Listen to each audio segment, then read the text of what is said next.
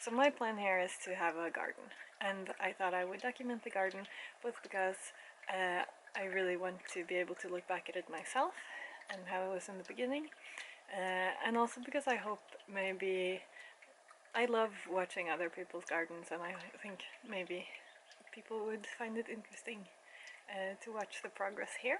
I'm in Norway, kind of in the middle of Norway. As you can see, it's still there's still a lot of snow here, and it'll probably take a while until it melts. I think there's like that much on the grass, but I think that's like a perfect time to start. I have some plants with today that I'm going to I need to figure out what to do with them because I can't plant them out now. I thought I would just we could do like a garden round. My plan is to do monthly vlogs where I just go through the garden, update you on the progress, and I'll also show some clips from throughout the month. Yeah, so let's just go look at what I have to work with. So here we walk up this way.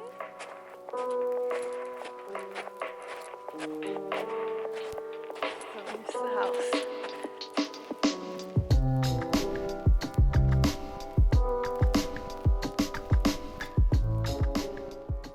So there's a backyard, some bushes on the front here, just a small stripe here, and then this is south. So this will be the sunniest spot.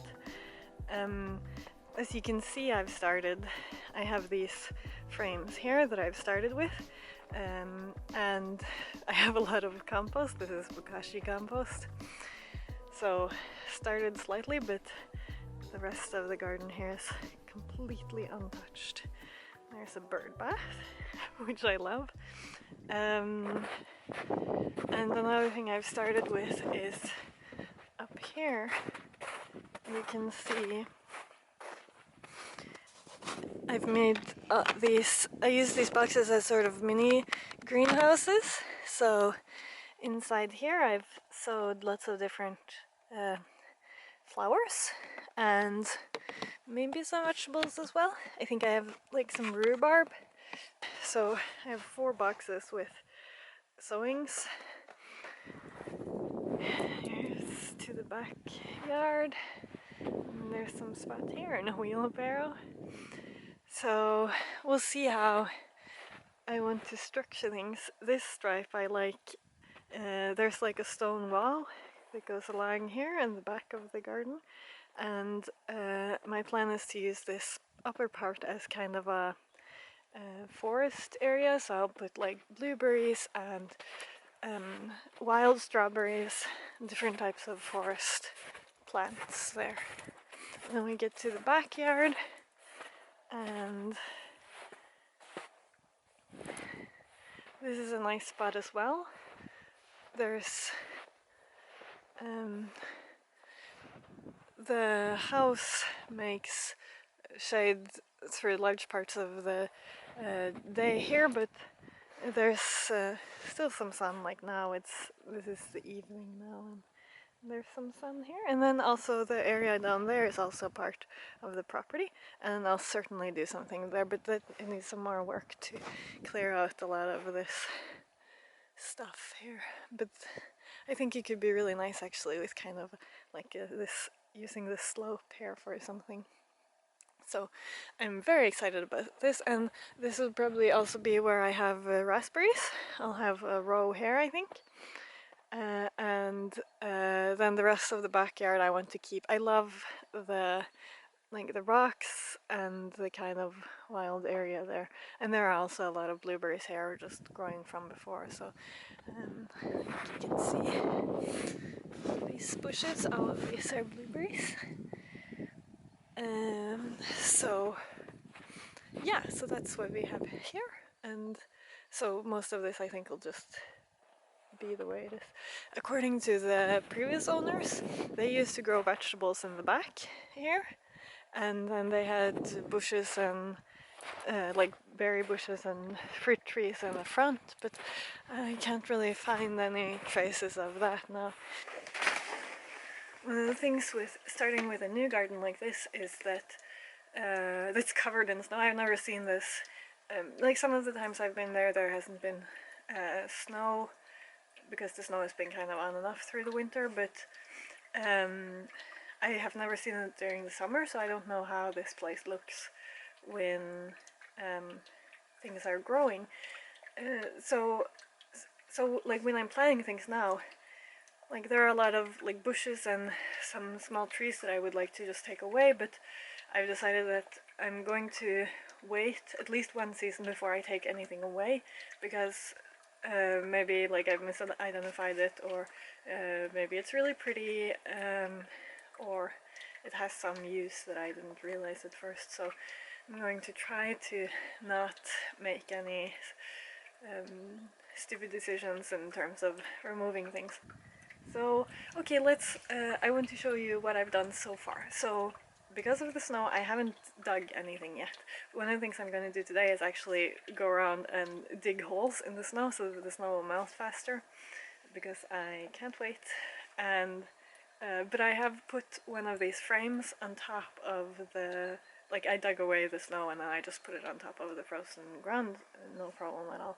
And I put newspapers over the grass to stop that from going into the frame.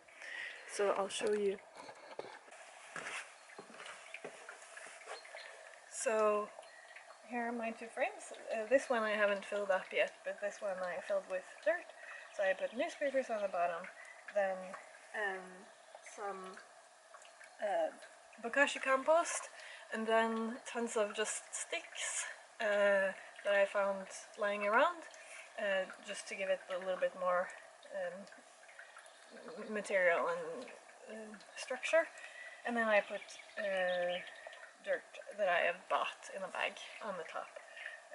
I'm trying to not use so much bought dirt, just because it's really hard to get it here, because I have to carry it for quite a while.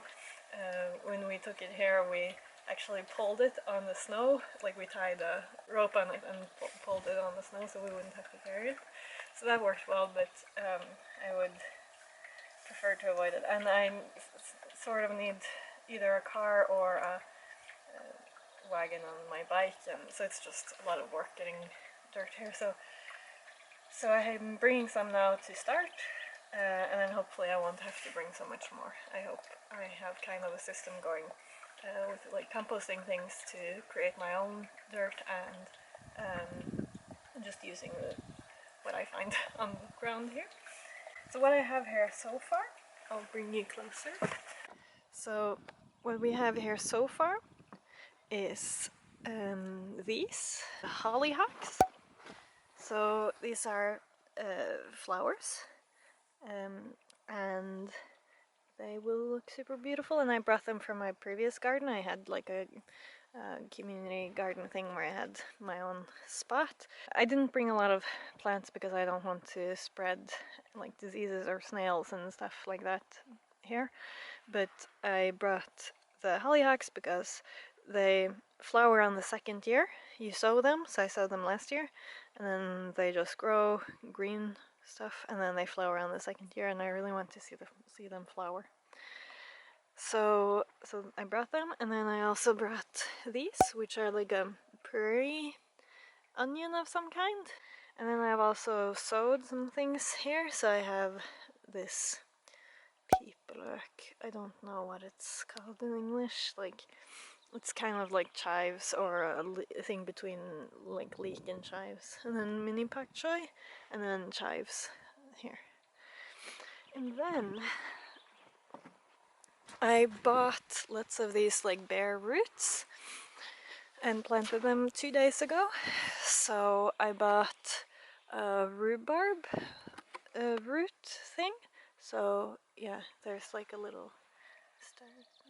The rhubarb should be coming up anytime.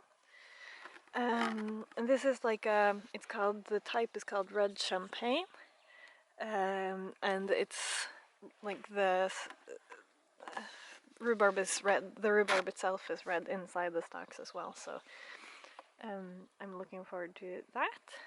And then here I have also bought a bare root of asparagus, and then some flowers. These like Aquilegia. I don't know what that is in English. I'll figure it out. But I bought 2 different types, and then one I have 2 of, and the other is 5. So they were already growing. So I hope these will survive. And then I just have some sowings here of flowers and kale. And if we take a look inside, I have some potatoes there. So they're just inside there to start getting their sprouts.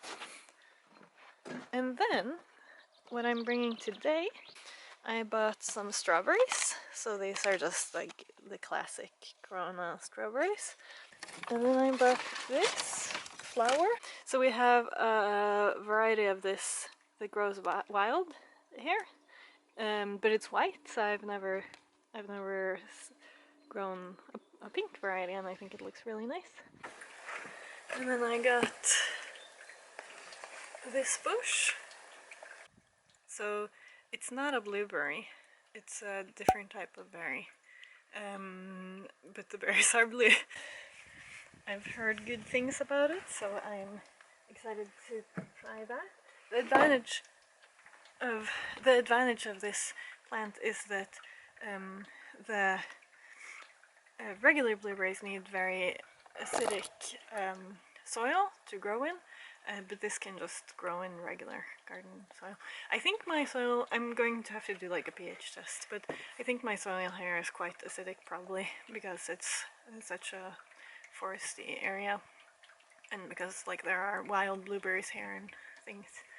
So probably I can grow like garden blueberries just fine. So that's what I'm going to be using that my like woodland stripe for. And then I got 3 raspberries. Let's turn on this. So this is the Glen Ample.